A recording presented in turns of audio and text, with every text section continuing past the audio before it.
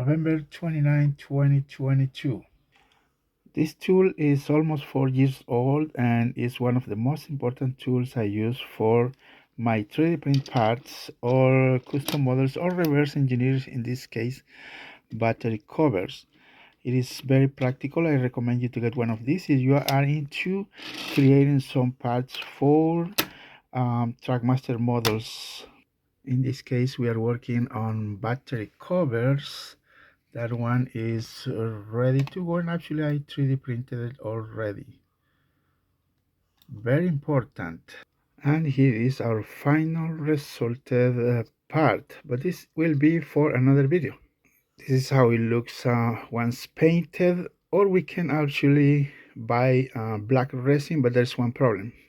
I need to find me engineering resin that will stand bending and breaking forces, I'm gonna say it.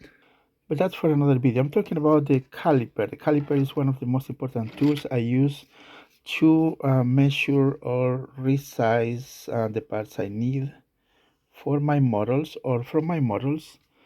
And we definitely need to double check before we hit print and before we get the final result.